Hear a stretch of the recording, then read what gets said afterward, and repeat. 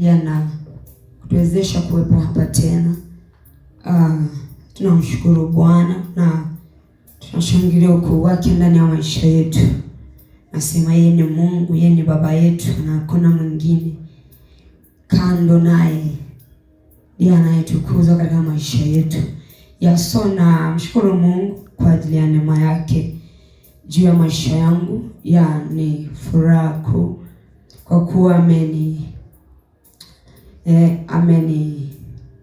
amenea wakili huu. Na shukuru Mungu kwa ajili ya privilege kama hii ya kulinda neno lake na kusema na wanawe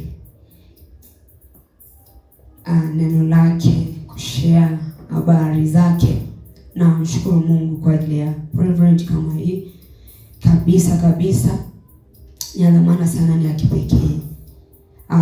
Na shukuru pia kwa ajili ya mchungaji pia kwa kunikirimia nafasi hii pia niweze kulisema neno la Mungu kwa watakatifu, au weza kunipa fursa hii kwa ajili ya kuhudumia watakatifu, kuhudumia kanisa la Mungu. Ni nafasi ya kipekee sana na nashukuru kwa ajili ya hiyo. Sichukule kawaida. Na kushukuru wewe pia, kila mmoja kwa ajili ya kufika. Ni moyo mzuri kujitahidi na kuwepo hapa masaa kama haya na muda kama huu. Mungu wa amani akazidi kutenda mema ninyi wote.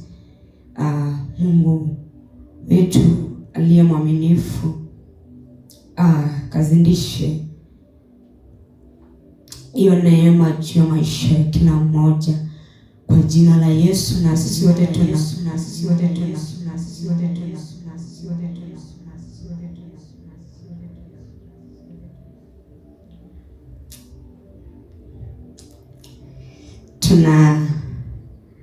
tunakuwa na kuimarika kwa jina la Yesu, kwa sababu Mungu yuko hapa, yeye anatuhudumia na tunaimarishwa. Baada ya service ama mwisho wa ibada, naamini ya kwamba tutakuwa tumejengwa, tumeimarishwa na tunaendelea kufanyika watu bora. Tunaimarishwa kabisa, tunakuwa bora katika Kristo Yesu. Naamini ya kwamba kila mmoja vile ambavyo tumeingia hivi asubuhi, naamini ya kwamba kitambo tuje kumaliza ibada, kila mmoja tutakuwa na gain, yani tutakuwa na kuongezeka. Yani kuna kitu ambacho kitakuwa kimefanyika kwenye maisha yetu. Kuna kitu ambacho tutakuwa tumekipokea ambacho kitasababisha na kuleta mabadiliko kwenye maisha yetu. Tutatoka hapa tukisema hakika, mimi sio yule ambaye niliingia asubuhi, mimi ni wa tofauti kwa jina la Yesu. Mungu ni mwaminifu na Mungu yuko hapa. Ni sisi kuweka mioyo yetu tayari kwa ajili ya kuhudumiwa na yeye. Nguvu zake ziko hapa, na sio tu ziko hapa na zinatenda kazi. Zinatuhudumia siku hii kwa jina la Yesu. Tunaendelea na somo letu, kujua moyo wa Baba.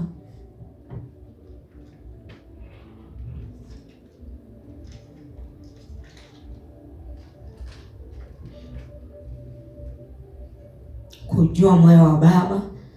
Naamini ya kwamba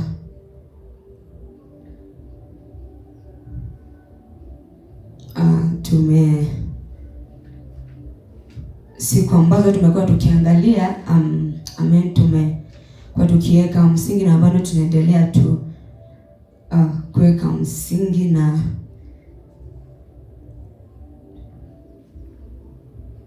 ninaamini ya kwamba tunaenda pamoja. So tuliangalia tukaona kwamba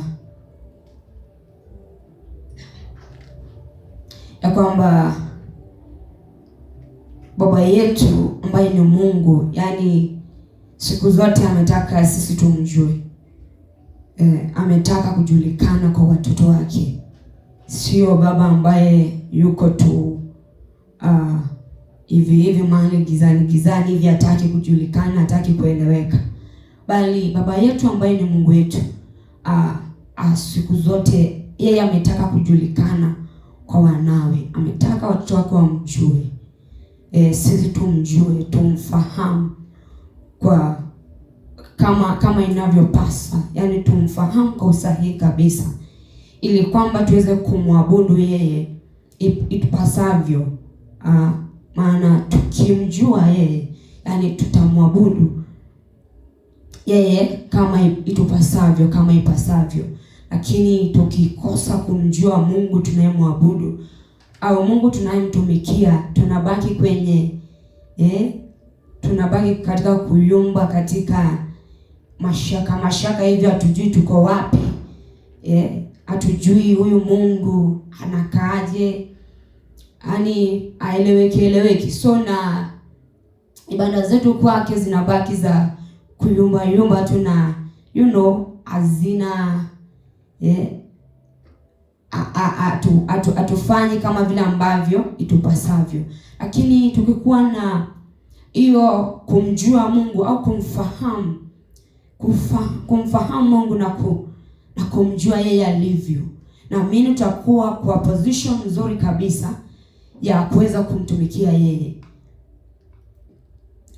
Hatutayumbishwa na kubebwa tu, bali tutakuwa imara na tutatumikia Mungu kama itupasavyo. Kwa hiyo tunaona kwamba kuna umuhimu wa kumjua Mungu. Yaani sio swala tu la kuokoka peke yake na inaishia pale.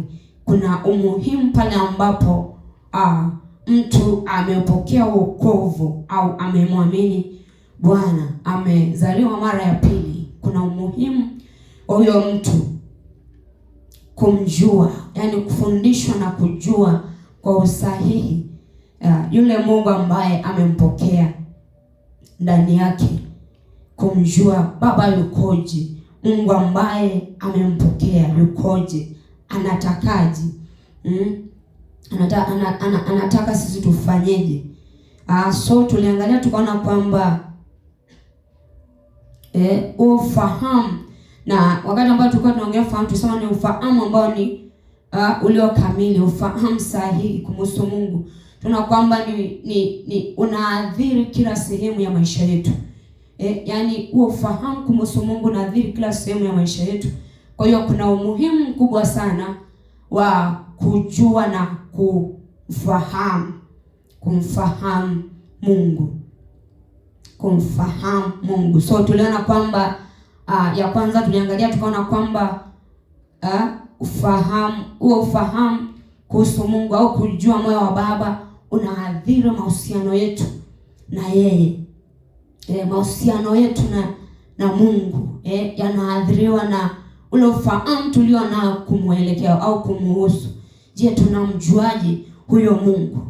Ndiposa mahusiano yetu yanaweza kuimarika na kuwa sawa pale ambapo tumemfahamu Mungu ambaye tunahusiana naye, tumemjua kama ipasavyo Mungu ambaye tunahusiana na yeye. Tukaona pia namna ambavyo ya pili ilikuwa tunaona kwamba inaathiri pia ufahamu kuhusu Mungu, yani ufahamu kuhusu moyo wa Baba unaathiri pia mtazamo wetu juu ya vitu kwa ujumla. Tunaangalia tukaona hilo ya kwamba namna ambavyo tunajiendesha na kumtegemea Mungu katika maisha yetu inaathiriwa pia na ufahamu tulio nao kuhusu Mungu, kwa sababu hauwezi kumtegemea Mungu ambaye hauna uhakika naye. Yani hauwezi kumtegemea Mungu ikiwa una uhakika na huyo Mungu, ikiwa una uhakika kama huyo Mungu anakuonaje, anakuwaziaje huyo Mungu, ana mipango gani kwako wewe, juu yako wewe. Na pale ambapo ufahamu unakamilika ndani ya mtu, ndipo sasa unaweza kuwa na ujasiri wa kumtegemea Mungu, kwa sababu unamfahamu jinsi ambavyo anavyotenda kazi, anavyofanya, unajua kwamba yeye anakuwazia nini, yeye anakuonaje.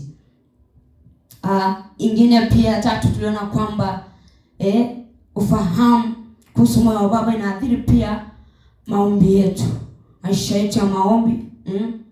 Maana unapata aina za maombi na tofauti zake ambazo zinafanyika, ni kwa sababu kuna kutofautiana kwa ufahamu kumhusu Mungu.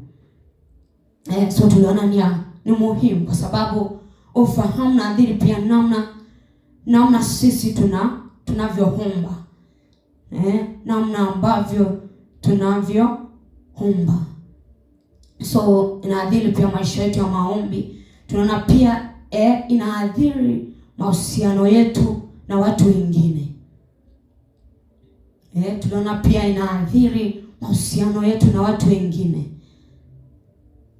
Namna ambavyo tunahusiana na watu wengine inategemea sana na ufahamu tulio nao kumhusu Mungu. Inategemea sana na namna ni jinsi gani tunavyomjua na kumfahamu Mungu. Maana tunaona kwamba ikiwa tunamfahamu na kujua Mungu kama Mungu anayeua, Mungu anayechukia maadui, so tunaona kwamba ikiwa kuna ufahamu kama ule, unaathiri kiasi ya kwamba na sisi pia tunahusiana na watu kwa namna ile. Pale ambapo watu unaua watu wengine,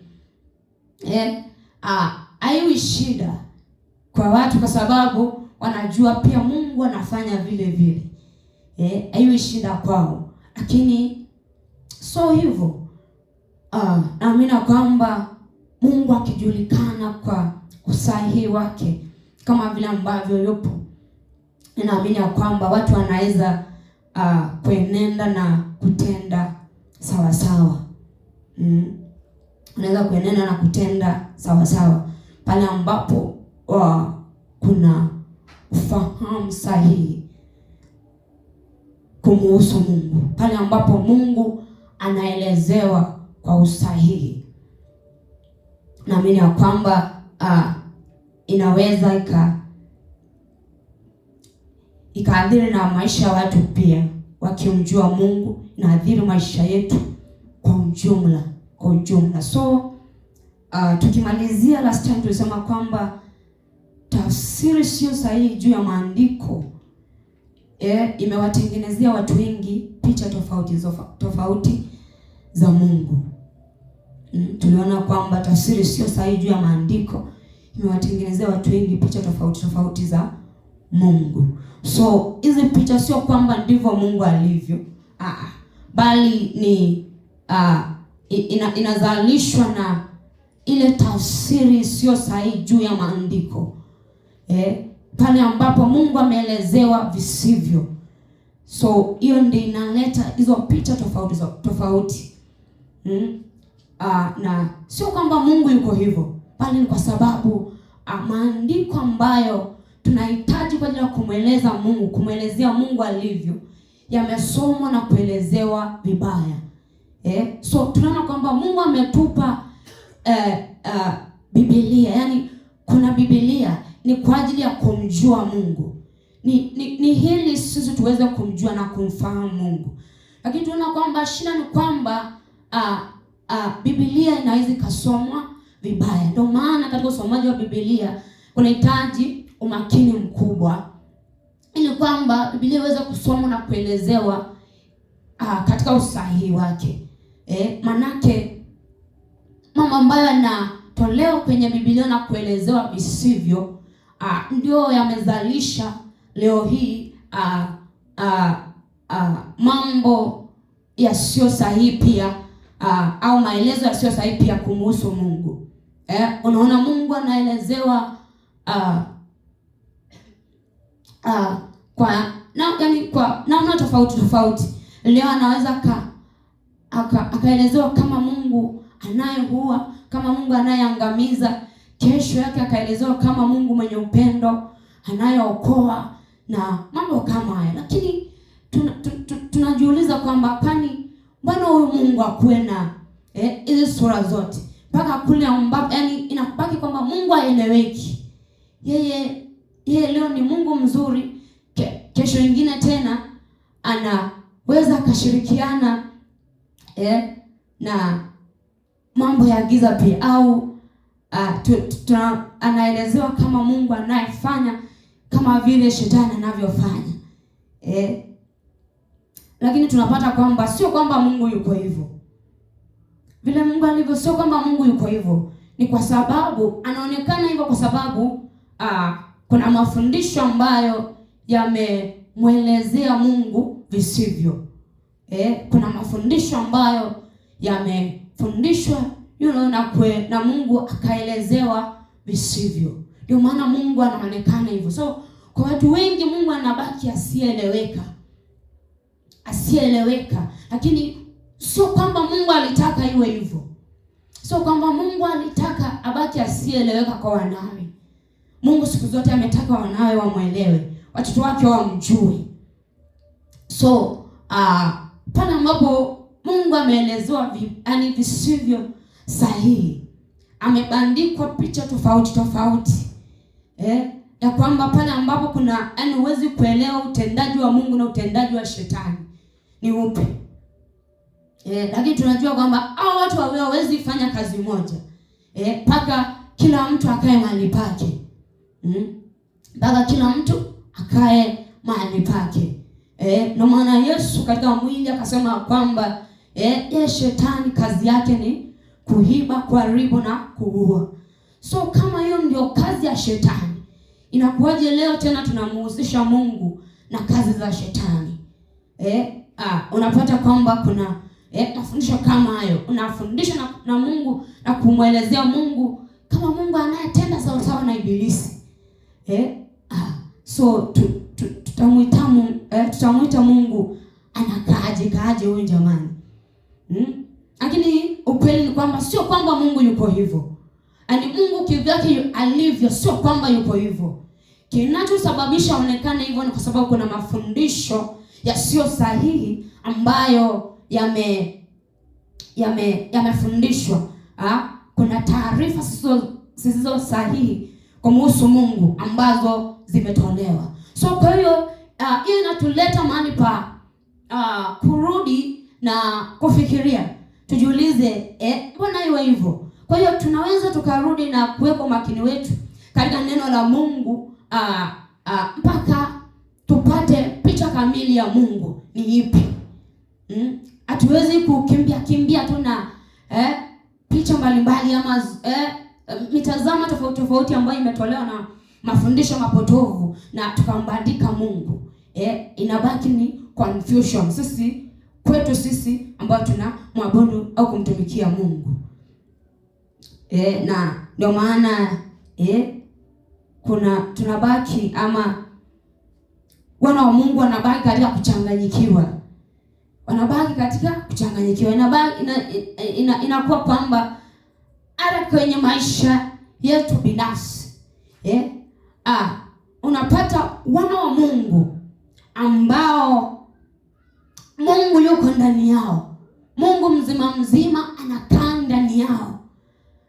Hawawezi kusimama katika nafasi ya mamlaka ambayo Mungu amewaridhisha. Hawawezi kusimama kwenye nafasi ya mamlaka ambayo Mungu ametuweka. Tunabaki kuonewa na ibilisi siku zote. Wana wa Mungu wanabaki kuonewa na ibilisi siku zote. Hawezi simama katika nafasi ya mamlaka. Kwa sababu pale ambapo Ibilisi ameleta mambo yake ya kuonea wana wa Mungu, kwa sababu hakuna taarifa sahihi ambayo inamuelezea Mungu na tabia zake. Mungu yukoje? Mungu anafanya nini? Nini anaweza kufanya, nini hawezi kufanya? Tujue ni Mungu wa aina gani. So wana wa Mungu wanabaki kufikiria na kudhani kwamba chochote kinachofanyika katika maisha yao, mtu anabaki kudhani ya kwamba ni Mungu anayeruhusu. Ni Mungu anayeruhusu chochote tu kinachotokea na kufanyika katika maisha yao. Yaani wanabaki kwenye hata pale ambapo ni utendaji wa shetani kabisa. Hawezi kusimama na kumpinga shetani na kumkemea shetani, kwa sababu kuna madhania ya kwamba ni Mungu, inaweza kuwa ni Mungu, inaweza kuwa ni Mungu anafanya hivi. Lakini tunajua kwamba Mungu sio Mungu anayeleta mabaya kwa watoto wake. Yeye ni baba. Yeye ni baba. Anakuwaje baba na at the same time yeye analeta mabaya kwa wanawe anaowapenda? Kama yeye anaweza akaleta mabaya kwa wanawe, sasa basi tutasemaje huyu ni Mungu mwenye upendo? Na unajua kuna ufahamu fulani ambao unatumika, wanasema kwamba mzazi wa kawaida, mzazi wa mwilini, ama baba wa mwilini, yeye ni baba na anakupenda. Sasa kwa mtoto, kwa baba na mtoto, yeye ni baba na kupenda. Lakini pale ambapo umekosea, anaweza akakunyanyua viboko kwa ajili ya kukurekebisha, na mambo kama yale. So watu wanachukua ufahamu ule na kwanza kumwelezea Mungu katika ule ufahamu ya kwamba na Mungu pia ni baba, ndiye ako na upendo, lakini kama njia zako hazijakaa vizuri, naye anaweza akakunyanyua kidogo, anaweza kachilia adabu kwao kidogo, lakini wanasahau kwamba Mungu sio mwanadamu. Mungu sio mwanadamu. Sisi ndio tunahitaji kujifundisha kwa Mungu, sio tuchukue mitazamo yetu sisi alafu tutumie kumwelezea Mungu. Sisi tunajifundisha kutoka kwa Mungu. Unapata mitazamo kama ile imetumika kuelezea kwamba ndio ni kweli Mungu anaweza kaadhibu, Mungu anaweza akafanya ABC mambo kama yale. Lakini wanasema kwamba Mungu sio mwanadamu. Mungu sio mwanadamu. So tuna kwamba Biblia ni kitabu ambacho kinahitaji kuelezewa vizuri kwa usahihi. Kinahitaji maelezo, kuelezewa. Manake sio swala tu la kupata kwamba imeandikwa kule ndani Mungu akaadhibu ama mambo kama yale, ukakimbia tu hivyo hivyo kusema kwamba Mungu anaadhibu kwa mtazamo wa kuangalia kama vile ambavyo sisi wanadamu tunavyoadhibu. So nahitaji kuelezewa, ujue nini hiyo inayoitwa adhabu kwa Mungu, ielezewe, ikae mahali pake. Na naamini kwamba pale ambapo Biblia ikielezewa na kuchambuliwa ipasavyo, naamini kwamba kila kitu itakaa mahali pake. Hakutakuwa na kuchanganyikiwa. Manake unapata tatizo kubwa ambayo imetutatiza leo ni cha kwanza ni lugha. Lugha imeleta shida sana.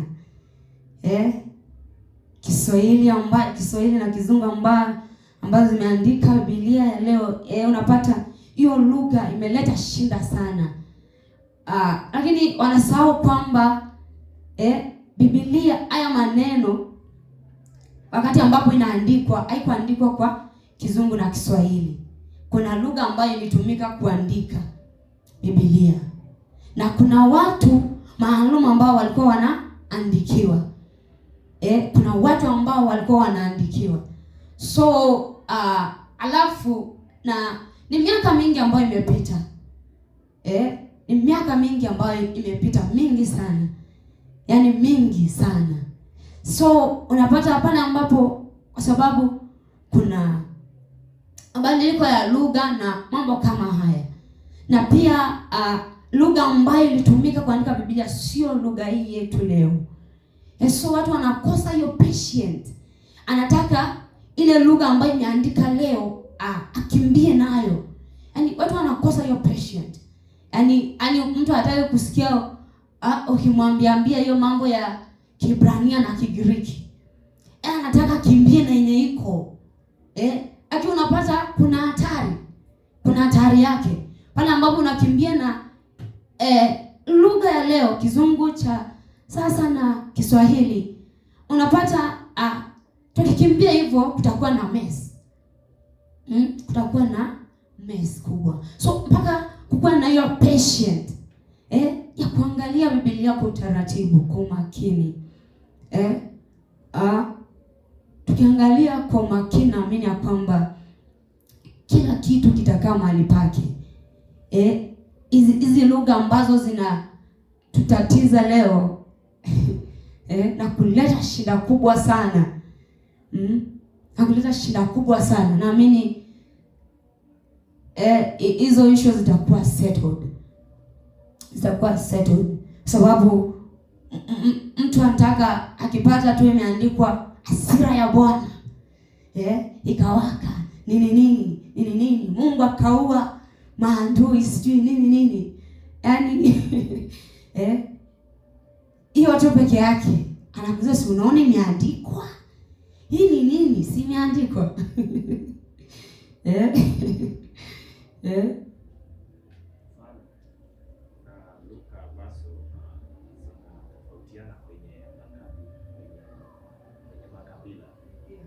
Sababu kuna lugha ambayo sisi tukiongea kama matusi wa Meru wake si matusi, na kuna lugha wataongea wao ni lugha mzuri, lakini taona hii ni lugha ya matusi. So lugha zina management, zinabadilika. Lugha ya kina Hawa haiwezi fit kwa Hawa.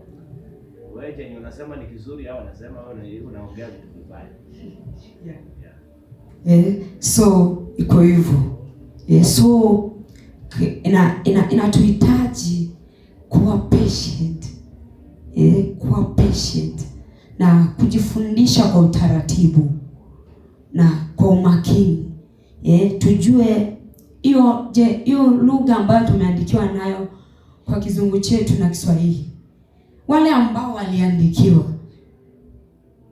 je, kwao ilikuwa inamaanisha hivyo venye tunaelewa leo?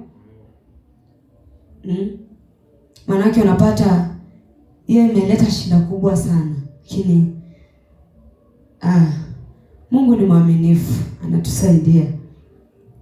Anasaidia watoto wake kabisa. So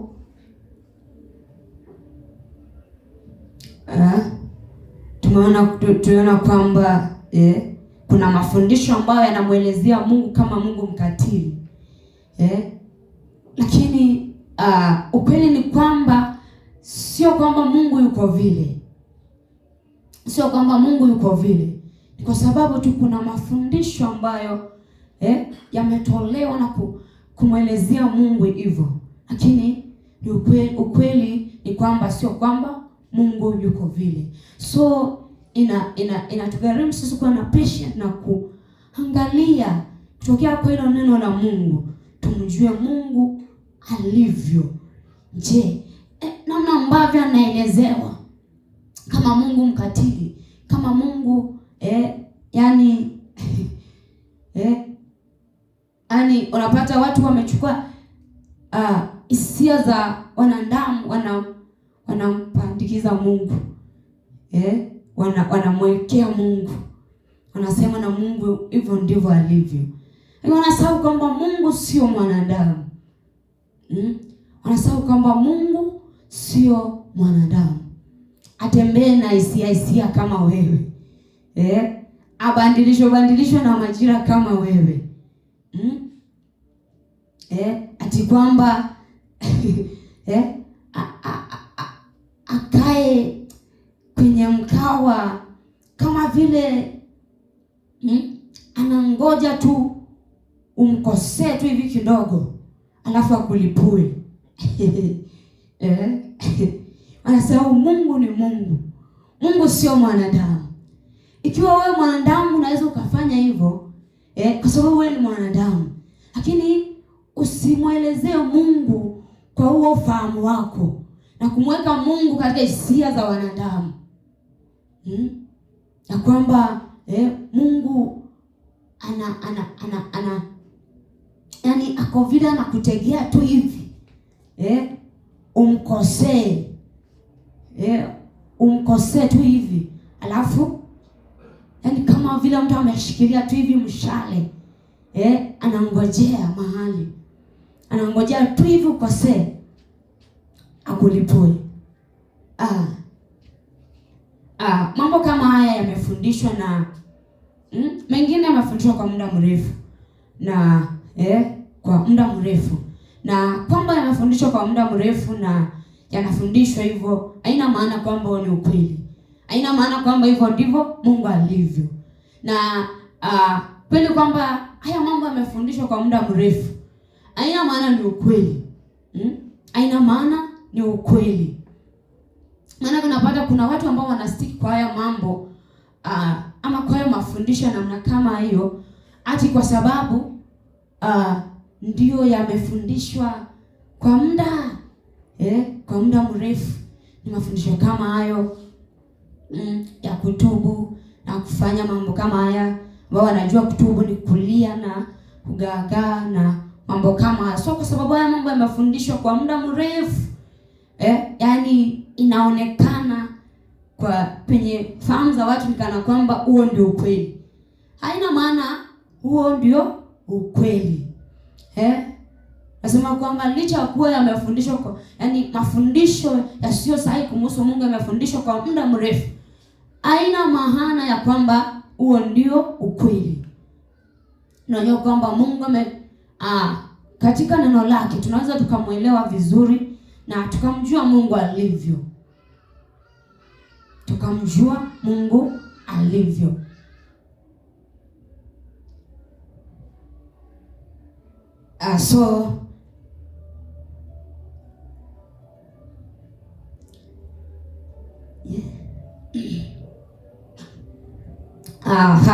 So nataka leo tuangalie kitu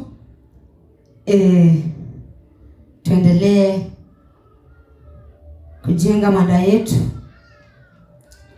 So leo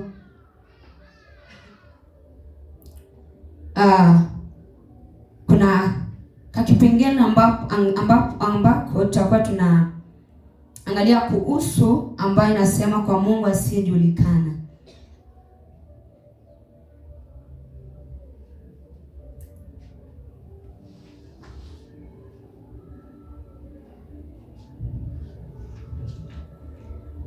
So kulingana na kile ambao tumekutokea tunaweza tukasema kwamba sio kila mtu duniani anayemwabudu Mungu inavyotakiwa au inavyopasa, kwa sababu tumeona kwamba kuna mafundisho tofauti. Mengine ni mafundisho yasiyo sahihi. So tunaweza kusema kwamba sio kila mtu duniani anayemwabudu Mungu inavyotakiwa au inavyopasa.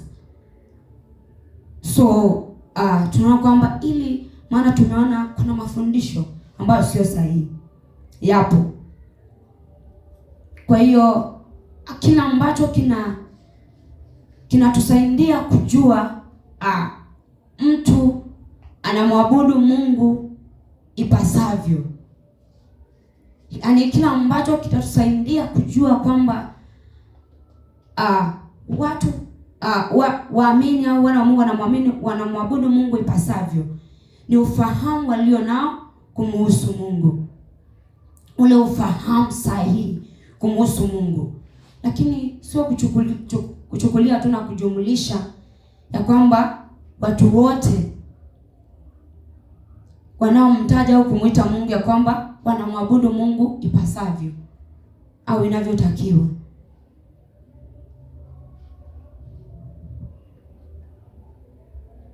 Maana kuna watu ni kweli wanamwabudu Mungu na wengine tunajua kwamba wanaabudu miungu.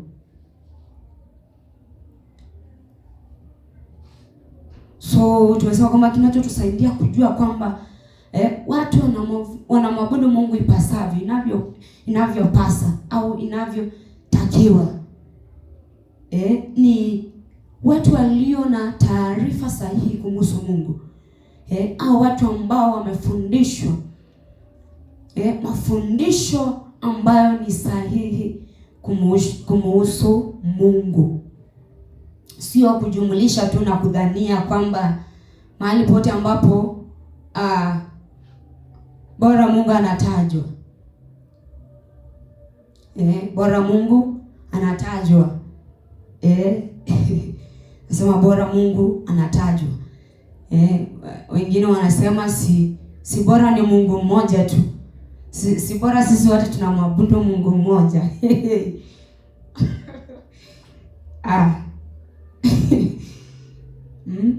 Si bora sisi wote tunamwabudu Mungu mmoja.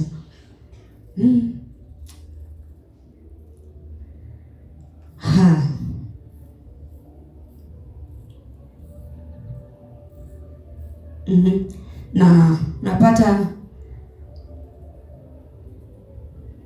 hiyo imechangia pia mahali pakubwa, kwa sababu unapata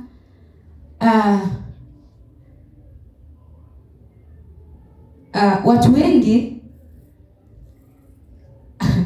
yeye tu amepata mahali ni kanisani na Mungu anatajwa hapo, full stop. Lakini mambo mingi bora Mungu anatajwa hapo. So yeye anaingia tu. So unapata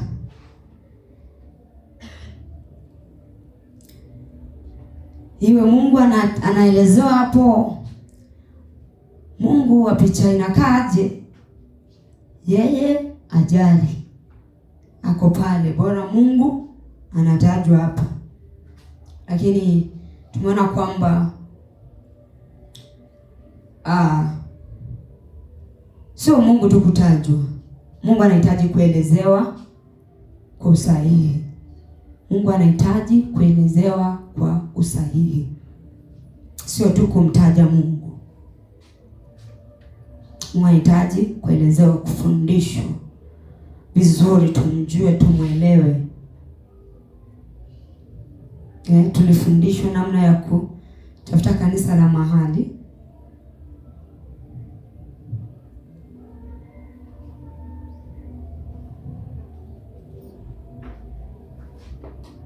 So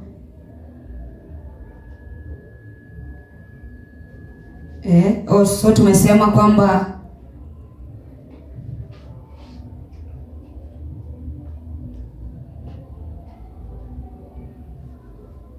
so tumesema kinachotupa uhakika au kinachotusaidia kujua watu ambao wanamwabudu Mungu inavyopasa ni taarifa walizo nazo kumhusu huyo Mungu. Je, Mungu anaelezewa vipi? Wanamfahamu aje Mungu?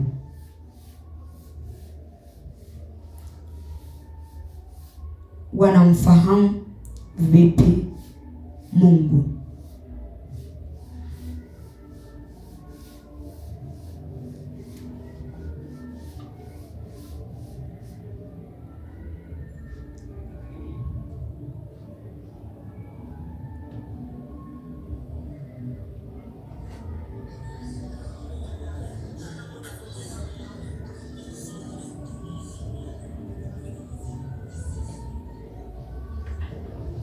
Wanamfahamu vipi Mungu?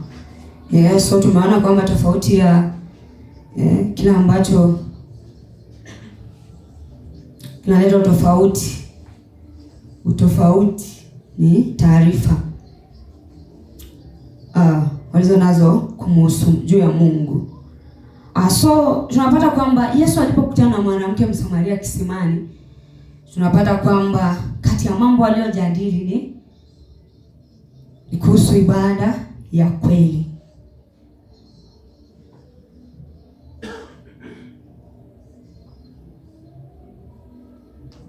Walipokutana, maybe tunaweza tukasoma pale.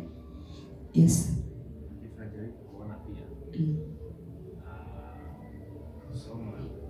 Mwanzo mpaka Malaki. Ukikosa kumwona Mungu katika usahihi, huwezi kuelewa Yesu.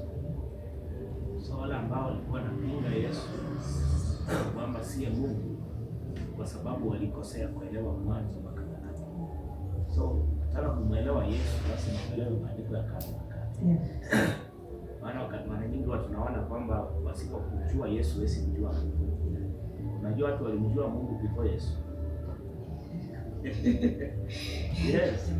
Akina Musa walimjua Bwana. Waliencounter na yeye. Manabii wote akina Isaya, akina Yoshua wameencounter na Mungu kweli kweli. Tena walikuwa na uzoefu wa kutosha. So walikuwa na picha, maana Musa anaongelea rehema za Bwana, neema yake, huruma zake. Tauti anasema kwamba Mungu kama angehesabu dhambi, nani angesimama? Kuonyesha kwamba Mungu ni wa rehema, anasamehe, ahesabu maovu. Anasema kama angechukulia wana wa Israeli sawa sawa na makosa yao, basi wangeangamia wote. So unakuta kwamba Musa anamuelezea Mungu kwa usahihi na Yesu hajakuja. So maana usipoelewa Mwanzo mpaka Malaki kwa usahihi, basi huwezi muelewa Yesu. Takupa shida. Utasema huyu si mwana wa Mungu ama huyu si Mungu, utapinga hiyo kama Mafarisayo. Maana Yesu aliwakuta kama wanamkokoro kwa ajili ya hayo maandiko, wanafasiri tofauti, wanafasiri vile wanavyoona vyema.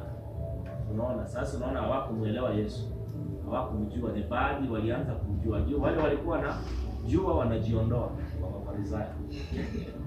Lakini iliwapa shida kumuelewa Yesu kwa sababu hawakuelewa maandiko ya Kale na Kale. Bali kama Mafarisayo kupenda yani kumwambia Yesu, tutakupiga mawe hapa saa hii. Unajitaja mwana wa Mungu. Kuna mahali pengine wanasema kwamba, je, sisi hatusemi vema kusema kwamba wewe u Msamaria na una pepo? Wanamlinganisha na manabii na watu wengine. Yaani wanywa wanafikia mpaka mahali pa kumuita Yesu Msamaria. Unajua Wasamaria ni wale walikuwa watu ambao Wayahudi wamewakataa. Kwa sababu walikuwa wamechanganyikana na wale mataifa. So yani inawakalia kwao. Yani wewe Yesu hivi tunakuona. Yani wewe unakaa na makahaba, unakaa na wenye dhambi, unahusiana yani namna tunakuona hivi wewe. Adhani kama wewe ni Myahudi. Maana walijua Wayahudi na namna wanafanya yani wanafanya mambo yao. Yani Mungu alikuwa Mungu wao. Alafu kuna namna ambavyo wanatembea, washirikiane na watu ambao wanakaa wachafu hivi. Yani wao ni wamejiweka hivyo. Sasa huyu Yesu wameshindwa kumuelewa kabisa. Lakini tunapata kwamba ni shida ilikuwa ni ufahamu. Unajua maandiko ya Yesu akielezea Biblia alikuwa walikuwa anaelezea akijionyesha kwamba yuko kwenye yale maandiko. Sasa ilikuwa inawapa shida. Si vile tunavyomjua Mungu itakuaje ndio. Maana matamshi yake inaonyesha kwamba ni yeye ambaye Biblia ya maandiko inaongelea huko ndani na iwezekani hiyo. Kama vile ambavyo saa hii the mightiest prophet Kenya anajiweka kwenye maandiko fulani. So wafuasi wake wanaamini katika hilo kwamba yuko kabisa huko ndani ya maandiko, lakini wale wanaelewa Biblia wakiangalia wamuone. Sasa unaona ni vice versa. Sasa Mafarisayo hapa wakati ule wa kina Yesu, kuna wale ambao Yesu akijielezea kwamba yuko kwenye maandiko hawakuwa wanaona walikuwa wanaona yuko. Unaona? Na wengine walikuwa wanaona yuko kwenye maandiko kama mighty prophet. Wafuasi wake kabisa wanajua yuko. Elia kabisa yuko huko ndani. Na wengine wanasema yuko. Sasa so unapata kilicholeta shida ni ule ufahamu, kumjua Mungu katika usahihi. Unapata ukianzia kule kwa wana wa Israeli ni kwamba Musa aliwafundisha watu Injili. Aliwafundisha Injili. Kwamba Injili ya Mungu, kwamba wamwamini Mungu, waingie katika mpango wa Mungu. So ukapata kwamba hao watu kwa sababu ya ugumu wa mioyo yao wakakataa kuamini Injili. Kabindi kwamba Mungu amewaandikia Musa amewaandikia sheria ya hukumu na adhabu. Tulifundishwa hizo aina za sheria. So unapata kwamba haikuwa mapenzi ya Mungu. Lakini kilichosababisha waandikiwe sheria, adhabu na hukumu ni kwamba ni kwa sababu ya ugumu wa mioyo yao. Wamekataa kumwamini Mungu. Wamekataa kuamini mpango wake. So ikabidi wameandikiwa zile sheria. Sheria ya hukumu na adhabu. So unapata hao watu wamepinga mpango wa Mungu, wamekataa mpango wa Mungu. So wametaka wao washikilie sheria ambayo inashuhudia ugumu wa mioyo yao. Inashuhudia ugumu ya kwamba hiki mmepewa sio kwa sababu Mungu alitaka. Ni kwa sababu ya ugumu wa mioyo yao, ni kwa sababu mmemkataa Mungu, mmekataa kuamini katika mpango wake. Na unapata hao watu walitembea na hiyo. Yaani hata kizazi kinachofuata wanakuja wanatembea na sheria ya hukumu na adhabu. Hiyo ndo wameshikilia, bado wanakataa mpango wa Mungu, bado wanakataa kumwamini Mungu. So na haina maana kwamba Mungu alitaka iwe hivyo. Haina maana kwamba ilitakiwa ikuwe hivyo kwao. Hiyo ilishuhudia kwamba wamemkataa Mungu, ni ugumu wa mioyo yao. Wamekataa kumwamini Mungu. So wametembea na hiyo ni kana kwamba ni kitu sahihi kwao na ndicho Mungu ametaka kwao. Yani Mungu wa rehema na mwaminifu ametembea nao tu siku zote na kuwavumilia na kuchukuliana na wao. Ya kwamba unajua hiyo sheria ilikuwa inawaua. Hiyo sheria ilikuwa inawaua. Unapata hata kwamba hata ile siku ambayo hiyo sheria ilikuja walianguka watu 3,000 wakafa. Unafikiria Mungu watu wake ambao amewapenda amekaa na furahia wakikufa? Sio kwamba Mungu amefurahia, au sio kwamba Mungu ametaka wafe, lakini kwa sababu wamemkataa Mungu, wamekataa kuamini katika mpango wa Mungu. Sasa sheria ambayo inasababishwa na ugumu wa mioyo yao imekuja inawaua. Inawaua. Sio kwamba Mungu amekaa tu mahali na furahia ya kwamba watu wake wanakufa. Nasema kwa sababu hivi vichwa vyenu vigumu, acha mkufe muone. Sio kwamba Mungu alikaa na kufurahia, lakini kwa sababu hao watu wamemkataa Mungu. Wamemkataa Mungu pale ambapo Mungu amewakaribisha kwenye mpango wake ili kwamba wawe salama, ili kwamba wapate wawe mahali ambapo ni salama. salama, wamtumikie Mungu, wamwishie Mungu, lakini wamekataa, wakachagua wamekataa. Ikabindi sheria ya hukumu na adhabu imeletwa kwao, ambayo inasababisha wao kufa na kuangamia. Lakini sio kwamba Mungu alitaka hivyo, sio kwamba Mungu anakaa na furahia. Yaani unapata Mungu hawezi kaa anafurahia wanawe wanaangamia, wanakufa, lakini kwa sababu hao wana wamemkataa, wamemkataa, wamefanya machaguzi ambayo sio sahihi, hawakupasa kufanya yale machaguzi. So unapata mpaka leo hii bado kuna watu wanataka watembee kwenye sheria ya hukumu na adhabu. Mpaka leo hii kuna watu wanataka watembee katika ile sheria ya hukumu na adhabu. Na hiyo iliandikwa kutuonyesha kwamba sababu ya hii kuandikwa ni kwa sababu ya ugumu wa mioyo ya hao watu. Unapata kuna watu ambao wamemwamini Bwana, lakini bado wanataka waitumikie sheria ya hukumu na adhabu. Na hiyo haikuwa kwa ajili ya watu ambao wameamini. Ilikuwa ni kwa ajili ya watu ambao wamekataa kuamini. Ilikuwa inaonyesha ugumu wa mioyo kwamba wamekataa kumwamini Bwana. Mungu ametaka wamwamini, wawe salama, wawe katika mpango wake, wasipotee, wasiangamie.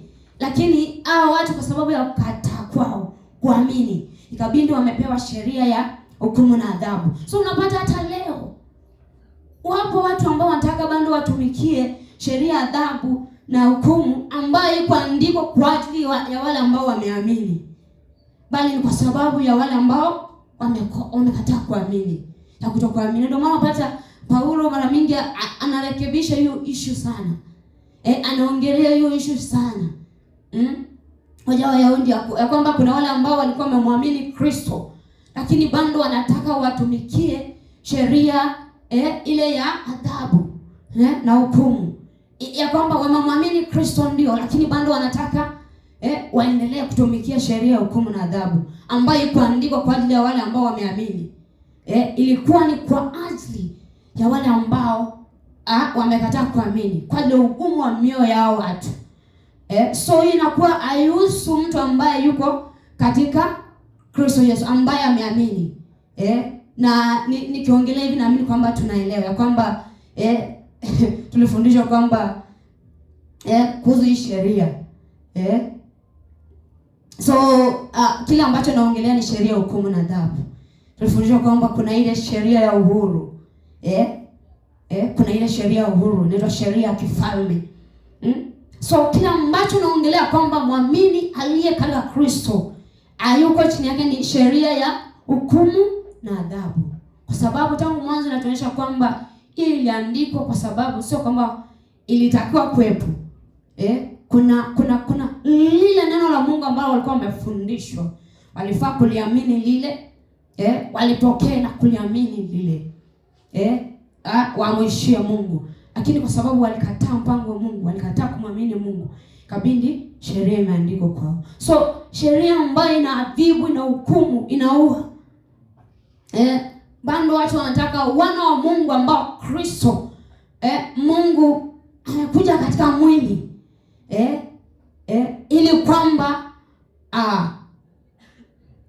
atuokoe na atukomboe, na kwa njia ya kutuokoa kwamba tunapomwamini tunakuwa ndani yake na yeye ndani yetu. So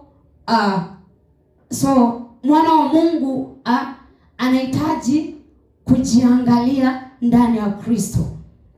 Kujiangalia ndani ya Kristo. Sio kuangalia sheria ya hukumu na adhabu. Anahitaji kujiangalia ndani ya Kristo. Sio kujiangalia katika sheria ya hukumu na adhabu. Ndio maana unapatana na watu wengi leo unamhubiria mtu injili alafu ukimwambia ndani ya Kristo amesamehewa na haya mambo yote anakuuliza sasa hata yule mwenye anazini, hata yule mwenye anaua, bado hata huyo amesamehe. Yaani hata nikiokoka alafu niue, hata nikiokoka alafu nianze kusengenya, unamaanisha bado nimesamehewa? Ni kwa sababu tu chenye kiko kwa akili yake ama chenye kiko kwa ufahamu wake ni ile sheria ya hukumu na adhabu. Hiyo ni kwa sababu hicho ndio kwenye ufahamu wake. Hajafahamu Mungu katika asili yake. Ya kwamba hajatambua ya kwamba wakati unaokoka unapokea asili ya Mungu ndani yako. Asili ya Mungu haina kuua. Asili ya Mungu haina kusengenya. Asili ya Mungu haina mambo yote. So kinachosababisha mtu aulize swali kama lile kwa sababu bado ufahamu wake kwenye ile sheria, anadhania kwamba ili aweze yani ili asiue ni lazima kuwe na sheria. Yani ili asisengenye lazima kuwe na sheria ambayo inamwambia usisengenye. Ukisengenya dajoji kitakupata. Ni kwa sababu huyo mtu hajatambua asili ya Mungu ikoje ndani yake. Asili ya Mungu haina kuua, asili ya Mungu haina kusengenya. Asili ya Mungu haina usinzi. Dhambi kubwa. Asili ya Mungu haina uzinzi. So anachotakiwa kufanya yule mtu ni unapookoka au angalia sheria, unaangalia asili ya Mungu ndani yako. Asili ya Mungu ndani yako. Hiyo ndio inayo, yani hiyo ndio itakayoathiri na utendaji wako pia. So unapata kuna kazi kweli, lakini Mungu ni mwaminifu. So tumeona kwamba Mungu sio kutajwa tu Mungu. Tunahitaji kumjua Mungu, kumfahamu Mungu katika usahihi wake. Tulikuwa tusome Yohana 4. Yohana 4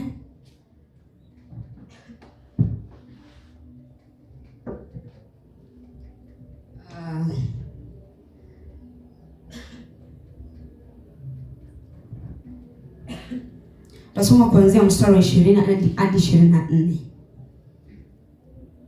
Yohana sura ya 4 kuanzia mstari wa 20. Asema baba zetu waliabudu katika mlima huu, na useme ya kwamba huko Yerusalemu ni mahali patupasapo kuabudia. Yesu akamwambia, mama, unisadiki, saa inakuja ambayo hamtamwabudu Baba katika mlima huu wala kule Yerusalemu.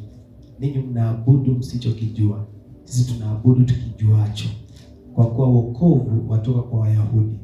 Lakini saa inakuja, nayo saa ipo, ambayo waabudu halisi watamwabudu Baba katika roho na kweli. Kwa maana Baba watafuta watu kama hawa muabudu. Mungu ni roho, na waabudu yeye wapasa kuabudu katika roho na kweli. Amen.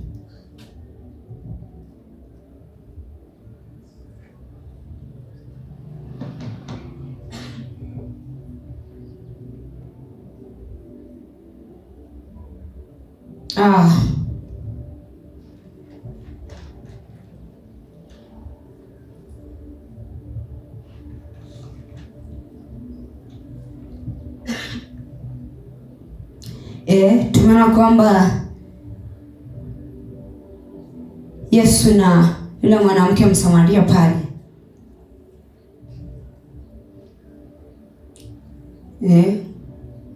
tunaona kwamba kati ya mambo aliyojadili ni ibada ya kweli.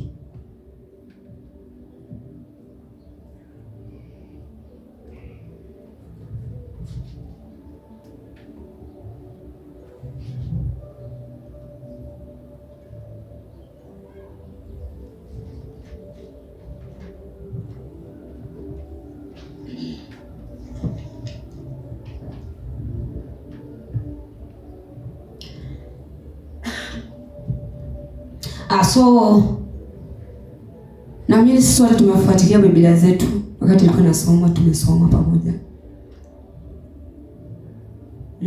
Nasema baba zetu waliabudu katika mlima huu. na yosema ya kwamba huko Yerusalemu ni mahali patupasapo kuabudia. So unapata huyu mwanamke anaelezea ibada kama jambo linaloleta ukinzani kati ya Wasamaria na Wayahudi au wenyeji wa huko Yerusalemu. Wanasema ni huku Yerusalemu, ni huku